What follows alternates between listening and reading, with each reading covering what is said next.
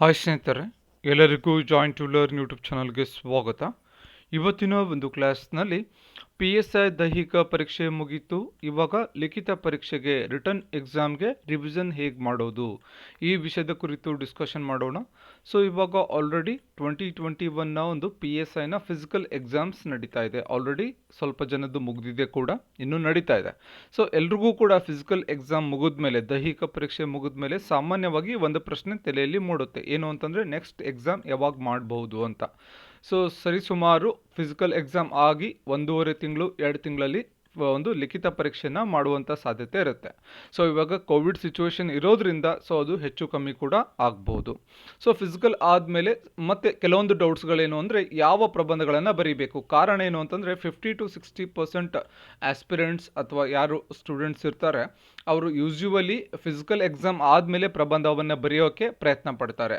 ಪ್ರತಿ ವಾರ ಅಂದರೆ ಅವರು ಏನು ನೋಟಿಫಿಕೇಶನ್ ಆದಮೇಲೆ ಪ್ರತಿ ವಾರ ಒಂದು ಪ್ರಬಂಧವನ್ನು ಬರೆಯೋದು ತುಂಬ ಕಮ್ಮಿ ಜನ. ಯಾಕಂತಂದರೆ ಹೆಚ್ಚಾಗಿ ಪೇಪರ್ 2ಗೆ ಪ್ರಿಪ್ರೇಷನ್ ಮಾಡ್ತಾರೆ. ಹಿಸ್ಟ್ರಿ, ಜಿಯೋಗ್ರಫಿ, ಕಾನ್ಸ್ಟಿಟ್ಯೂಷನ್, ಸೈನ್ಸ್ ಹಾಗೆ ಅವನ್ನು ಪ್ರಿಪೇರ್ ಮಾಡ್ತಾರೆ. ಹಾಗಾದರೆ ಯಾವ ಪ್ರಬಂಧಗಳನ್ನು ಇವಾಗ ಬರೀಬೇಕು ಅದನ್ನು ಕೂಡ ಇವತ್ತಿನ ಸೆಷನಲ್ಲಿ ಡಿಸ್ಕಷನ್ ಮಾಡೋಣ. ಮತ್ತು ಟ್ರಾನ್ಸ್ಲೇಷನ್ ತಯಾರಿ ಹೇಗೆ, ಮತ್ತು 1000+ ಪ್ರಶ್ನೆಗಳನ್ನು ನೋಡಿ ಪರೀಕ್ಷೆಗೆ ಹೋಗಿ ಅಂತ. ಯಾವುದು ಆ 1000+ ಪ್ರಶ್ನೆಗಳನ್ನು ಪೇಪರ್ 2ಗೆ 1000+ ಪ್ರಶ್ನೆಗಳನ್ನು ನೋಡಿ ಪರೀಕ್ಷೆಗೆ ಹೋಗಿ ಅಂತ ಕೊಟ್ಟಿದ್ದೀವಿ. ಯಾವ ಒಂದು ಪ್ರಶ್ನೆಗಳನ್ನು ನೋಡ್ಕೋಬೇಕಾಗುತ್ತೆ, ಯಾಕೆ ನೋಡ್ಕೋಬೇಕಾಗುತ್ತೆ ಎಲ್ಲವನ್ನ ಕೂಡ ಸಂಪೂರ್ಣವಾಗಿ ಇವತ್ತಿನ ಸೆಷನಲ್ಲಿ ಡಿಸ್ಕಷನ್ ಮಾಡೋಣ. ಕ್ಲಾಸನ್ನು ಸ್ಕಿಪ್ ಮಾಡಬೇಡಿ, ಕೊನೆ ತನಕ ನೋಡಿ ಅಂತ ಹೇಳ್ತಾ ಕ್ಲಾಸನ್ನು ಸ್ಟಾರ್ಟ್ ಮಾಡೋಣ. ಫಸ್ಟ್ ಆಗಿ ಪರೀಕ್ಷೆಯ ಬಗ್ಗೆ, ಇದು ಆಲ್ರೆಡಿ ಸುಮಾರು ಎಲ್ರಿಗೂ ಗೊತ್ತಿರುತ್ತೆ. ಸೊ ಆದರೂ ಕೂಡ ಒಂದ್ಸಲ ಹೇಳೋಣ. ಏನು ಅಂತಂದರೆ ಪೇಪರ್ 1 ಮತ್ತು ಪೇಪರ್ 2 ಅಂತ 2 ಪೇಪರ್ ಇರುತ್ತೆ. PSIಲಿ ಪೇಪರ್ 1 ಮತ್ತು ಪೇಪರ್ 2 ಅಂತ. ಪೇಪರ್ 1ನಲ್ಲಿ ಏನೇನಿರುತ್ತೆ ಅಂದರೆ ಎಸ್ಸೆ ಇರುತ್ತೆ, ಪ್ರಬಂಧ ಬರೆಯೋಕ್ಕೆ ಹೇಳ್ತಾರೆ, ಮತ್ತು ಟ್ರಾನ್ಸ್ಲೇಷನ್ ಮಾಡಬೇಕು ಕನ್ನಡ ಟು ಇಂಗ್ಲೀಷ್ ಮತ್ತು ಇಂಗ್ಲೀಷ್ ಟು ಕನ್ನಡ. ಹಾಗೆ ಅದರ ಜೊತೆಗೆ ಏನಿರುತ್ತೆ, ಒಂದು ಪ್ರಿಸೈಸ್ ರೈಟಿಂಗ್ ಇರುತ್ತೆ. ಹಾಗೆ ಪೇಪರ್ 2 ಅಲ್ಲಿ MCQs ಇರುತ್ತೆ. ಹಿಸ್ಟ್ರಿ, ಜಿಯೋಗ್ರಫಿ, ಇತಿಹಾಸ, ಭೂಗೋಳ, ಸಂವಿಧಾನ, ಭಾರತದ ಆರ್ಥಿಕತೆ, ವಿಜ್ಞಾನ ಮತ್ತು ತಂತ್ರಜ್ಞಾನ, ಪ್ರಚಲಿತ ಘಟನೆಗಳು ಮತ್ತು ಮೆಂಟಲ್ ಎಬಿಲಿಟಿ ಇವೆಲ್ಲವೂ ಕೂಡ ಪೇಪರ್ 2 ಅಲ್ಲಿ ಇರುತ್ತೆ. ಸೊ ಇದು ಪೇಪರ್ 1, ಇದು ಪೇಪರ್ 2 ಅಲ್ಲಿ ಇಷ್ಟಿರುತ್ತೆ. ಇನ್ನು ಪೇಪರ್ 1ಗೆ ಯಾವ ರೀತಿ ರಿವಿಷನ್ ಮಾಡಬೇಕು ಇವಾಗ, ಯಾಕೆಂತಂದರೆ ಸೊ ಇವಾಗ ಟೈಮ್ ಶಾರ್ಟ್ ಇರೋದ್ರಿಂದ 500 to 700 ಪೇಜಸ್ ಇರುವಂತಹ ಒಂದು ಯಾವುದಾದ್ರೂ ಬುಕ್ಕನ್ನು ತೊಗೊಂಡು ಕೂತ್ಕೊಂಡ್ರೆ ಫ್ರೆಶ್ ಆಗಿ ಇವತ್ತು ಫಸ್ಟ್ ಲೈನ್ ಆ ಬುಕ್ಕಲ್ಲಿ ಇವತ್ತೇ ಸ್ಟಾರ್ಟ್ ಮಾಡ್ತೀನಿ ಅಂದರೆ ಆ ಬುಕ್ಕನ್ನು ಕಂಪ್ಲೀಟ್ ಮಾಡಬಹುದು. ಬಟ್ ಆ ಬುಕ್ಕಿಂದ ಏನೂ ಕೂಡ ನೆನಪಿರಲ್ಲ. ಸೊ ಸುಮಾರು ಜನ ಕೇಳ್ತಾರೆ, ನೆನಪಿರಲ್ಲ ಏನು ಮಾಡಬೇಕು ಅಂತ. ಸೊ ನೆನಪಿಟ್ಕೊಳ್ಳೋಕ್ಕೆ ಮುಖ್ಯವಾದಂತಹ ಪಾಯಿಂಟ್ ಏನು ಅಂದರೆ ರಿವಿಷನ್ ಮಾಡೋದು. ಪ್ರತಿ ಅವರ್ ರಿವಿಷನ್ ಮಾಡಬೇಕು. ಪ್ರತಿ ಅವರ್ ಅಂತಂದರೆ 45 ನಿಮಿಷ ಏನು ಓದ್ತೀರಾ ಅದನ್ನು 15 ನಿಮಿಷ ರಿವಿಷನ್ ಮಾಡಬೇಕು. ಹಾಗೆ ಪ್ರತಿದಿನ 6 ಗಂಟೆ ಓದ್ತಾ ಇದ್ದರೆ 5 ಗಂಟೆ ಓದಿದ್ದನ್ನು 1 ಗಂಟೆ ರಿವಿಷನ್ ಮಾಡಬೇಕು. ಹಾಗೆ ಪ್ರತಿ ವಾರ 6 ದಿನ ಓದಿದ್ದನ್ನು 1 ದಿನ ರಿವಿಷನ್ ಮಾಡಬೇಕು. ಸೊ ಇಷ್ಟನ್ನು ನೀವು ಮಾಡ್ತಾ ಇದ್ರೆ ಆರಾಮಾಗಿ ನೀವು ನೆನಪಿಟ್ಕೋಬಹುದು. ಒಂದು ಆಮೇಲೆ ಇನ್ನೊಂದೇನು ಅಂತಂದರೆ ಇವಾಗಿರೋ ಟೈಮಲ್ಲಿ ಏನೇನು ಮಾಡೋಕ್ಕೆ ಸಾಧ್ಯ, ರಿವಿಷನ್ ಹೇಗೆ ಮಾಡೋದು ಪೇಪರ್ 1ನಲ್ಲಿ ಅಂತಂದರೆ ಎಸ್ಸೆ ಮೇನ್ ಆಗಿ ಫಸ್ಟ್ ಬಂದುಬಿಟ್ಟು ಎಸ್ಸೆ ಇಲ್ಲಿ ನೆನ್ಪಿಟ್ಕೊಳ್ಳಿ. ಎಸ್ಸೆಗೆ ಇನ್ನೂವರೆಗೂ ಯಾರ್ಯಾರು ಬರೆದು ಪ್ರಾಕ್ಟೀಸ್ ಮಾಡಿಲ್ಲ, ಕಂಪಲ್ಸರಿ ಬಿಫೋರ್ ಎಕ್ಸಾಮ್ 5ರಿಂದ 10 ಎಸ್ಸೇಸ್ಗಳನ್ನು 5ರಿಂದ 10 ಪ್ರಬಂಧಗಳನ್ನು ಬರೆದು ಎಕ್ಸಾಮ್ಗೆ ಹೋಗಬೇಕಾಗುತ್ತೆ. ಸೊ ಯಾಕೆ ಬರೆದು ಹೋಗಬೇಕು, ಓದ್ಕೊಂಡು ಹೋದರೆ ನಡೆಯುತ್ತಾ ಅಂತ ಕೇಳ್ತಾರೆ. ಸೊ ಓದ್ಕೊಂಡು ಹೋಗೋದಲ್ಲ, ಬರೆದು ಪ್ರಾಕ್ಟೀಸ್ ಮಾಡಿ ಹೋಗಬೇಕಾಗುತ್ತೆ. ಸೊ ಯಾವ ಎಸ್ಸೇಸ್ಗಳನ್ನು ನೀವು ಬರೀಬೇಕು ಉದಾಹರಣೆಗೆ ಹೇಳ್ತೀನಿ ನಾನಿಲ್ಲಿ. ಉದಾಹರಣೆ ಕೊರೋನಾ ಮತ್ತು ಭಾರತದ ಆರ್ಥಿಕತೆ, ಹಾಗೆ ಕೊರೋನಾ ಮತ್ತು ಭಾರತದ ಕೃಷಿ, ಮತ್ತು ಭಾರತದಲ್ಲಿ ಕೊರೋನಾ ಮತ್ತು ಆಕ್ಸಿಜನ್ ಕ್ರೈಸಿಸ್ ಅಂದರೆ ಆಕ್ಸಿಜನ್ನ ಕೊರತೆ, ಆಮೇಲೆ ಪೆಗಾಸಸ್ ಮತ್ತು cyber security in India, Pegasus and cyber security in India, ಭಾರತದಲ್ಲಿ ಪೆಗಾಸಸ್ ಮತ್ತು ಸೈಬರ್ ಭದ್ರತೆ, ಒಂದು ದೇಶ ಒಂದು ಚುನಾವಣೆ, ಒಂದು ದೇಶ ಒಂದು ಪಡಿತರ ಚೀಟಿ.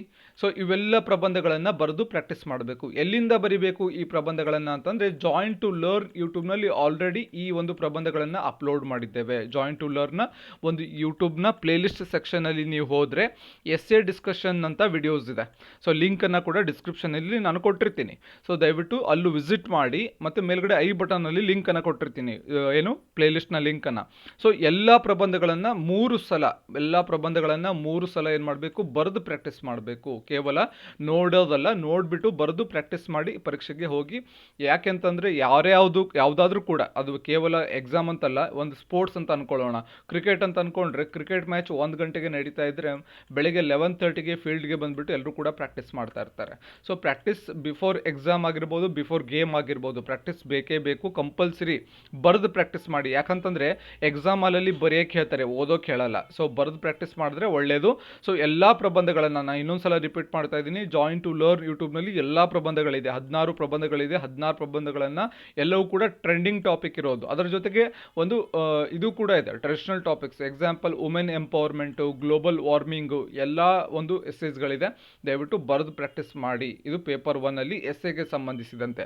ಇನ್ನು ಟ್ರಾನ್ಸ್ಲೇಷನ್ಗೆ ಸಂಬಂಧಿಸಿದಂತೆ ಏನು ಮಾಡಬೇಕು? ಟ್ರಾನ್ಸ್ಲೇಷನ್ಗೆ ಸಂಬಂಧಿಸಿದಂತೆ ಪದಗಳ ಸಂಗ್ರಹ ಇರಬೇಕಾಗುತ್ತೆ, ಮತ್ತು ಎರಡನೇದಾಗಿ ಏನಿರಬೇಕು, ಗ್ರಾಮೆಟಿಕಲ್ ನಾಲೆಡ್ಜ್ ಇರಬೇಕು. ಸೊ ಬಟ್ ಇಲ್ಲೊಂದು ನೆನ್ಪಿಟ್ಕೊಳ್ಳಿ, ಇವಾಗ ಕೋವಿಡ್ ನ್ಯೂಸಲ್ಲಿ ಇರೋದ್ರಿಂದ ಅಥವಾ ಇವನ್ ಪೆಗಾಸಸ್ ನ್ಯೂಸಲ್ಲಿ ಇರೋದ್ರಿಂದ ಈ ಕೋವಿಡ್ ಅಥವಾ ಪೆಗಾಸಸ್ ಮೇಲೆ ಒಂದು ಟ್ರಾನ್ಸ್ಲೇಷನಲ್ಲಾದರೂ ಪ್ಯಾರಾಗ್ರಾಫ್ ಬರ್ಬೋದು, ಅಥವಾ ಇವನ್ ಪ್ರಿಸೈಸಲ್ಲಾದರೂ ಕೂಡ ಕೊಡ್ಬೋದು, ಮತ್ತು ಎಸ್ಸೆ ಕೂಡ ಟಾಪಿಕನ್ನು ಬರ್ಬೋದು. ಯಾಕಂತಂದರೆ ಕ್ವಶನ್ ಪೇಪರ್ ಸೆಟ್ಟರ್ಸ್ ಕೂಡ ಅವರು ಆಲ್ಮೋಸ್ಟ್ ನ್ಯೂಸ್ ಪೇಪರನ್ನು ಓದ್ತಾ ಇರ್ತಾರೆ. ನ್ಯೂಸ್ ಪೇಪರ್ ಏನು ಓದ್ತಾ ಇರ್ತಾರೆ ಅಲ್ಲಿಂದನೇ ಕೂಡ ಒಂದು ಟಾಪಿಕ್ ಬರುವಂಥ ಸಾಧ್ಯತೆ ಇರುತ್ತೆ. ಸೊ ನಾವು ಕೂಡ ಟ್ರಾನ್ಸ್ಲೇಷನ್ ಸುಮಾರು ಒಂದು 20ಕ್ಕಿಂತ ಹೆಚ್ಚು ಕ್ಲಾಸಸ್ಗಳನ್ನು ಮಾಡಿದ್ದೀವಿ. ಅದರ ಎಲ್ಲವೂ ಕೂಡ ಕೋವಿಡ್ ಮೇಲೆ, ಪೆಗಾಸಸ್ ಮೇಲೆ ಒಂದು ವಿಡಿಯೋಸ್ಗಳನ್ನು ಮಾಡಿದ್ದೀವಿ. ಅದನ್ನು ಕೂಡ ಪ್ಲೇಲಿಸ್ಟಲ್ಲಿದೆ, ಅಲ್ಲೂ ಕೂಡ ನೀವು ನೋಡ್ಕೋಬೋದು. ಟ್ರಾನ್ಸ್ಲೇಷನ್ ನೋಡ್ಕೊಳ್ಳಿ, ಎಸ್ಸೆ ನೋಡ್ಕೊಳ್ಳಿ, ರಿವಿಷನ್ ಮಾಡೋ ಮೆಥಡ್. ಯಾಕಂತಂದರೆ ಇವಾಗ ಬುಕ್ ಹಿಡ್ಕೊಂಡು ಕೂತ್ಕೊಂಡ್ರೆ ಕಂಪ್ಲೀಟ್ ಮಾಡೋಕ್ಕಾಗಲ್ಲ. ಸೊ ತುಂಬ ಕಂಪ್ಲೀಟ್ ಮಾಡೋಕ್ಕಾಗಲ್ಲ. ಸೊ ಅದು ನಿಮ್ಮ ಚಾಯ್ಸ್, ನಿಮ್ಮ ಪರ್ಸ್ನಲ್ ವಿಶ್. ಬಟ್ ಸಜೆಷನ್ ಇದೆ ಅಷ್ಟೇ. ಸಜೆಷನ್ ಬಂದುಬಿಟ್ಟು ಬುಕ್ ಆದರೂ ಸಜೆಷನ್ ಬಂದುಬಿಟ್ಟು ಎಸ್ಸೆ ವಿಡಿಯೋಸ್ಗಳನ್ನು ನೋಡಿ 3 ಸಲ ಬರೀರಿ ಅಂತ ಹೇಳ್ತಾ ಇದ್ದೀವಿ. ಟ್ರಾನ್ಸ್ಲೇಷನ್ ಕೂಡ ನೋಡಿ ಅಂತ ಹೇಳ್ತಾ ಇದ್ದೀವಿ ಸಜೆಷನ್ನು. ಇನ್ನು ಆಟೋಮೆಟಿಕ್, ಪ್ರಿಸೈಸ್, ಇಷ್ಟೆಲ್ಲ ನೀವು ಮಾಡ್ತಾ ಇದ್ದರೆ ಪ್ರಿಸೈಸ್ ಕೂಡ ಪ್ರಾಕ್ಟೀಸ್ ಆಗುತ್ತೆ. ಯಾಕಂತಂದರೆ ಅಲ್ಲೇ ಇರುವಂತಹ ಒಂದು ಪ್ಯಾರಾಗ್ರಾಫನ್ನು ಸಾರಾಂಶ ಬರೆಯೋಕ್ಕೆ ಹೇಳ್ತಾರೆ. ಸೊ ಅದು ಅರ್ಥ ಬರಂಗೆ ಬರೆದ್ರೆ ಸಾಕಾಗುತ್ತೆ. ಸೊ ಈ ರೀತಿ ನೀವು ಪೇಪರ್ 1ಗೆ ಸ್ಮಾರ್ಟಾಗಿ ಪ್ರಿಪ್ರೇಷನ್ ಮಾಡ್ಬೋದು. ಪೇಪರ್ 2ಗೆ ಮೇನ್ ಆಗಿ ಹೇಳೋಣ ಇವಾಗ. ಯಾಕಂತಂದರೆ ಪೇಪರ್ 2ಗೆ ಸುಮಾರು ಜನ, ಈಗ PS ಗಂಗಾಧರ್ ಅವರ ಬುಕ್ ಚೆನ್ನಾಗಿದೆ, ತುಂಬ ಚೆನ್ನಾಗಿದೆ PS ಗಂಗಾಧರ್ ಅವ್ರ ಬುಕ್ಕು ಕಾನ್ಸ್ಟಿಟ್ಯೂಷನ್ಗೆ. ಬಟ್ ಅದು ಎಕ್ಸಾಮ್ ಅಂದರೆ ಫಿಸಿಕಲ್ ಎಕ್ಸಾಮ್ ಮುಗಿಯೋಕ್ಕಿಂತ ಮುಂಚೆ 2 ಸಲ ಓದಿರಬೇಕು. ಇವಾಗ PS ಗಂಗಾಧರ್ ಅವ್ರ ಬುಕ್ಕನ್ನು ತೊಗೊಂಡು ಫ್ರೆಶ್ ಆಗಿ ಕೂತ್ಕೋತೀನಿ ಅಂತಂದರೆ ಆ ಬುಕ್ ಚೆನ್ನಾಗಿದೆ, ಬಟ್ ಕಂಪ್ಲೀಟ್ ಮಾಡೋಕ್ಕೆ ಟೈಮ್ ಶಾರ್ಟೇಜ್ ಆಗುತ್ತೆ. ಸೊ ಇದು ಸಮಸ್ಯೆ. PS ಗಂಗಾಧರ್ ಅವರ ಬುಕ್ಕನ್ನು ಓದುವ ಸಮಸ್ಯೆ ಏನಾಗುತ್ತೆ ಇವಾಗ ಓದೋಕ್ಕೆ. ಬಟ್ ಅವರ ಬುಕ್ಕನ್ನು ಓದಿದ್ರೆ ತುಂಬ ಚೆನ್ನಾಗಿರುತ್ತೆ. ಯಾಕಂತಂದರೆ ಕಾನ್ಸ್ಟಿಟ್ಯೂಷನ್ ಸುಮಾರು ಕ್ವಶನ್ಸ್ಗಳು ಪ್ರತಿ ವರ್ಷ ಬರುತ್ತೆ, ಯಾಕಂದರೆ ಅಷ್ಟು ಡೀಟೇಲ್ ಆಗಿ ಬರೆದಿದ್ದಾರೆ. ಬಟ್ ಅದು KS ಲೆವೆಲ್ಗೂ ಇದೆ ಬುಕ್ಕು.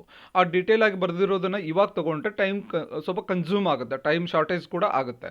ಹಾಗಾದರೆ ಏನು ಮಾಡ್ಬೋದು? ಇವಾಗ ನನ್ನ ಸಜೆಷನ್ ಏನು ಅಂತಂದರೆ MCQಸ್ಗಳನ್ನು ಅನಲೈಟಿಕಲ್ ಆಗಿ ಸಾಲ್ವ್ ಮಾಡಿ. ಯಾವ ರೀತಿ ರಿವಿಷನ್ ಮಾಡಬೇಕು ಪೇಪರ್ 2ಗೆ ಅಂದರೆ, ಸೊ MCQಸ್ಗಳನ್ನು history MCQs, geography, constitution, science, current affairs, mental ability, ಎಲ್ಲ MCQಸ್ಗಳನ್ನು ಅನಲೈಟಿಕಲ್ ಆಗಿ ಸಾಲ್ವ್ ಮಾಡಬೇಕು. ಯಾವ MCQಸ್ಗಳನ್ನು ಸಾಲ್ವ್ ಮಾಡಬೇಕು ಅಂದರೆ ನೆನಪಿಟ್ಕೊಳ್ಳಿ, KPSCಯ ಕ್ವಶನ್ ಪೇಪರ್ಸ್ಗಳನ್ನು, PSI ಕ್ವಶನ್ ಪೇಪರ್ಸ್ಗಳನ್ನು, PC ಕ್ವಶನ್ ಪೇಪರ್ಸ್ಗಳನ್ನು, ಎಲ್ಲ ಕ್ವಶನ್ ಪೇಪರ್ಸ್ಗಳನ್ನು ಅನಲೈಟಿಕಲ್ ಆಗಿ, ಅಂದರೆ ಒಂದು ಕ್ವಶನ್ ಇರುತ್ತೆ. ಉದಾಹರಣೆಗೆ ನಾನು ಕೊಡ್ತೀನಿ, ಗಾಂಧಾರ ಕಲೆಯನ್ನು ಯಾರು ಇಂಟ್ರೊಡ್ಯೂಸ್ ಮಾಡಿದ್ರು ಅಂತ ಕೇಳ್ತಾರೆ. ಆಯ್ಕೆಗಳು ಕೊಡ್ತಾರೆ, ಚೋಳರು, ಕುಶಾಣರು, ಗುಪ್ತರು, ಯಾರೂ ಅಲ್ಲ. ಆಯ್ಕೆ ಬಂದ್ಬಿಟ್ಟು ಕುಶಾಣರಾಗುತ್ತೆ.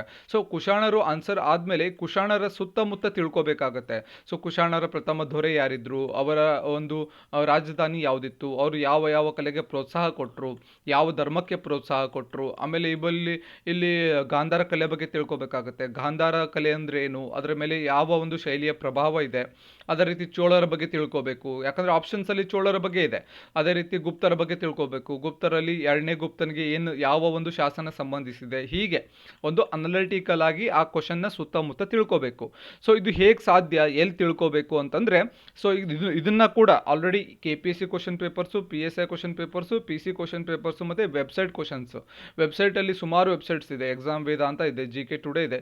ಈ ಎಲ್ಲ ಸೋರ್ಸಸ್ಗಳಿಂದ ಕ್ವಶನ್ಸ್ಗಳನ್ನು ಪಿಕ್ ಮಾಡಿ ಅನಲೈಟಿಕಲ್ ಆಗಿ KPSC ಕ್ವಶನ್ ಪೇಪರ್ಸಿಂದ, PSI, PC ಮತ್ತು ವೆಬ್ಸೈಟ್ ಕ್ವಶನ್ಸಿಂದ ಎಲ್ಲದರಿಂದ ಕೂಡ ಅನಲೈಟಿಕಲ್ ಆಗಿ ಜಾಯಿನ್ ಟು ಲರ್ನ್ ಯೂಟ್ಯೂಬ್ನಲ್ಲಿ ಟೆಸ್ಟ್ ಸಿರೀಸ್ ವಿಡಿಯೋ ಮಾಡಿದ್ದೀವಿ. ಸುಮಾರು 53 ಟೆಸ್ಟ್ಗಳು ಅಂತಂದರೆ 1000ಕ್ಕಿಂತ ಅಧಿಕ ಕ್ವಶನ್ಸ್ಗಳು ಆಲ್ರೆಡಿ ಡಿಸ್ಕಸ್ ಮಾಡಿದ್ದೀವಿ. ಎಕ್ಸಾಮ್ ಮುಗಿಯೋವರೆಗೂ ಸಿರೀಸ್ ನಡೀತಾ ಇರುತ್ತೆ. ಸೊ ಈ ಒಂದು ಕ್ವಶನ್ಸ್ಗಳನ್ನು ರಿವಿಷನ್ ಮಾಡಿ, 3 ಸಲ ರಿವಿಷನ್ ಮಾಡಿ. ಈ ಕ್ವಶನ್ಸನ್ನು 3 ಸಲ ರಿವಿಷನ್ ಮಾಡಿ ಪರೀಕ್ಷೆಗೆ ಹೋಗಿ. ಸೊ ಬೇರೆ ಏನೂ ಓದೋ ಅವಶ್ಯಕತೆ ಇಲ್ಲ ಸದ್ಯಕ್ಕೆ. ಜಾಯಿನ್ ಟು ಲರ್ನ್ ಯೂಟ್ಯೂಬ್ನಲ್ಲಿ ಇದೆ, 1000+ ಕ್ವಶನ್ಸ್ ಇದೆ. ಡೈರೆಕ್ಟ್ಲಿ ಆರ್ ಇಂಡೈರೆಕ್ಟ್ಲಿ ನಿಮಗೆ ಹೆಲ್ಪ್ ಆಗುತ್ತೆ. ಒಂದು ವಿಡಿಯೋ ನೋಡಿದ್ರೆ ಗೊತ್ತಾಗುತ್ತೆ. ಯಾಕಂತಂದರೆ ಪ್ರತಿ ಟೆಸ್ಟಲ್ಲಿ ನಿಮಗೆ ರಿವಿಷನ್ ಆಗುತ್ತೆ. ಯಾಕೆ ಆಗುತ್ತೆ ಅಂತಂದರೆ, ಪ್ರತಿ ಟೆಸ್ಟಲ್ಲಿ history 3 question, geography, constitution, science, current affairs, mental ability, so ಎಲ್ಲನೂ ಕೂಡ ರಿವಿಷನ್ ಆಗುತ್ತೆ. ಪೇಪರ್ 2ಅಲ್ಲಿ ಏನು ಸಿಲೆಬಸ್ ಇದೆ, ಒಂದು ವಿಡಿಯೋ ನೋಡಿದ್ರು ಕೂಡ ಎಲ್ಲ ಸೆಕ್ಷನಿಂದ ರಿವಿಷನ್ ಆಗುತ್ತೆ. ಸೊ ಅದೇ ರೀತಿ ನಿಮಗೆ ಎಲ್ಲ ವಿಡಿಯೋಸ್ಗಳನ್ನ ನೋಡೋದ್ರಿಂದ 1000ಕ್ಕಿಂತ ಅಧಿಕ ಕ್ವಶನ್ಸ್ಗಳು ಸಾಲ್ವ್ ಆಗುತ್ತೆ. ಸೊ ನಿಮಗೆ ಎಕ್ಸಾಮಲ್ಲಿ ಬರೋದು 100 ಕ್ವಶನ್ನು. ಡೈರೆಕ್ಟ್ಲಿ ಆರ್ ಇಂಡೈರೆಕ್ಟ್ಲಿ ಈ ಕ್ವಶನ್ಸ್ಗಳಿಂದ ನಿಮಗೆ ಹೆಲ್ಪ್ ಆಗುವಂಥ ಸಾಧ್ಯತೆ ಇರುತ್ತೆ. ಸೊ ನೋಡ್ಕೊಳ್ಳಿ, ಅದು ಕೂಡ ಡಿಸ್ಕ್ರಿಪ್ಷನಲ್ಲಿ ಲಿಂಕನ್ನು ಕೊಟ್ಟಿರ್ತೀನಿ. ಸಪ್ರೇಟ್ ಪ್ಲೇಲಿಸ್ಟ್ ಇದೆ, civil PSI PC test series ಅಂತ, ಅಲ್ಲೂ ಕೂಡ ವಿಸಿಟ್ ಮಾಡಿ ನೋಡ್ಕೊಳ್ಳಿ. ಎಲ್ಲ ಟೆಸ್ಟ್ಗಳು ಕೂಡ ತುಂಬ ಇಂಪಾರ್ಟೆಂಟ್ ಆಗಿರುತ್ತೆ. ಸೊ ಇಷ್ಟು ನೀವು ಪೇಪರ್ 2ಗೆ ರಿವಿಷನ್ ಮಾಡೋ ಮೆಥಡ್ ಆಗಿರುತ್ತೆ. ಕಂಪಲ್ಸರಿ 3 ಸಲ ಕ್ವಶನ್ಸ್ಗಳನ್ನು ನೋಡ್ಕೊಂಡು ಹೋಗಿ. ಸುಮಾರು ಸಲ ನಾನು ಯಾಕೆ ರಿಪೀಟಾಗಿ ಹೇಳ್ತಾ ಇದ್ದೀನಿ ಅಂದರೆ, ಅವೆಲ್ಲವೂ ಕೂಡ ಅನಲಿಟಿಕಲ್ ಆಗಿ ವಿತ್ ಎಕ್ಸ್ಪ್ಲನೇಷನ್ ನಾವು ಈ ವಿಡಿಯೋಸನ್ನು ಮಾಡಿದ್ದೀವಿ. ನಿಮಗೆ ರಿವಿಷನ್ ಮಾಡೋಕ್ಕೆ ಹೆಲ್ಪ್ ಆಗುತ್ತೆ. ಇಲ್ಲಾಂದರೆ ನಿಮ್ಮ ಓನ್ ನೋಟ್ಸ್ ಇದೆ, ನಂದು ಹ್ಯಾಂಡ್ಮೇಡ್ ನೋಟ್ಸ್ ಇದೆ ಮಾಡ್ಬೋದು. ಬಟ್ MCQs ಇರೋದ್ರಿಂದ, ಎಕ್ಸಾಮ್ ಹಾಲಲ್ಲಿ MCQsಗಳನ್ನು ಕೇಳೋದ್ರಿಂದ ಮ್ಯಾಕ್ಸಿಮಮ್ MCQsಗಳನ್ನು ಸಾಲ್ವ್ ಮಾಡಿ. ಮ್ಯಾಕ್ಸಿಮಮ್ MCQsಗಳನ್ನು ಅದು ಈ ಒಂದು ಸೋರ್ಸಸ್ಸಿಂದ ಮಾಡಿ. KPSC ವೆಬ್ಸೈಟು ಅಥವಾ KPSC question papers, PSI question papers, PC question papers ಮತ್ತು ವೆಬ್ಸೈಟ್ ಕ್ವಶನ್ಸು. ಸೊ ಈ ಕ್ವಶನ್ಸ್ಗಳನ್ನು ಮಾತ್ರ ಸಾಲ್ವ್ ಮಾಡಿದ್ರೆ ಸಾಕಾಗುತ್ತೆ. ಸೊ ಇಷ್ಟು ಇವತ್ತಿನ ಕ್ಲಾಸಿನ ಡಿಸ್ಕಷನ್ ಪ್ಲಸ್ ಇನ್ಫಾರ್ಮೇಷನ್ ಆಗಿರುತ್ತೆ. ಕ್ಲಾಸ್ ಇಷ್ಟ ಆದರೆ ಒಂದು ಲೈಕ್ ಮಾಡಿ, ನಿಮ್ಮ ಫ್ರೆಂಡ್ಸ್ಗೆ ಶೇರ್ ಮಾಡಿ. ಹಾಗೆ ನೀವಿನ್ನೂ ನಮ್ಮ ಚಾನಲ್ಗೆ ಸಬ್ಸ್ಕ್ರೈಬ್ ಆಗಿರಲಿಲ್ಲ ಅಂದರೆ ಕೆಳಗಡೆ ರೆಡ್ ಕಲರ್ ಸಬ್ಸ್ಕ್ರೈಬ್ ಬಟನ್ ಕಾಣ್ತಾ ಇದೆಯಲ್ಲ, ಅದ್ರ ಮೇಲೆ ಕ್ಲಿಕ್ ಮಾಡಿ. ಅದ್ರ ಮುಂದ್ಗಡೆ ಬೆಲ್ ಐಕಾನ್ ಇದೆ, ಗಂಟೆಯ ಚಿತ್ರ ಇದೆ, ಅದ್ರ ಮೇಲೆ ಕ್ಲಿಕ್ ಮಾಡಿ. ಆಮೇಲೆ ಆಲ್ ನೋಟಿಫಿಕೇಶನ್ ಅಂತ ಬರುತ್ತೆ, ಅದ್ರ ಮೇಲೆ ಕ್ಲಿಕ್ ಮಾಡಿ. ಹೀಗೆ ಮಾಡಿದ್ರೆ ಮಾತ್ರ ನಾವು ಪ್ರತಿದಿನ ಅಪ್ಲೋಡ್ ಮಾಡುವಂಥ ವಿಡಿಯೋಸ್ಗಳು ನಿಮ್ಮ ಮೊಬೈಲ್ಗೆ ಬರುತ್ತೆ, ಇಲ್ಲಾಂದರೆ ಬರೋದಿಲ್ಲ. ಹಾಗೆ ಜಾಯಿನ್ ಟು ಲರ್ನ್ ಯೂಟ್ಯೂಬ್ನ ಒಂದು ಟೆಲಿಗ್ರಾಮ್ ಲಿಂಕನ್ನು ಕೊಟ್ಟಿರ್ತೀನಿ ಕೆಳಗಡೆ ಡಿಸ್ಕ್ರಿಪ್ಷನಲ್ಲಿ, ಅಲ್ಲಿ ಕೂಡ ಜಾಯ್ನ್ ಆಗಿ ಫಾಲೋ ಮಾಡಿ ಅಂತ ಹೇಳ್ತಾ, ಮತ್ತೆ ಮುಂದಿನ ಸೆಷನಲ್ಲಿ ಮತ್ತೊಂದು ವಿಷಯದ ಕುರಿತು ಮಾತನಾಡೋಣ. ಧನ್ಯವಾದಗಳು.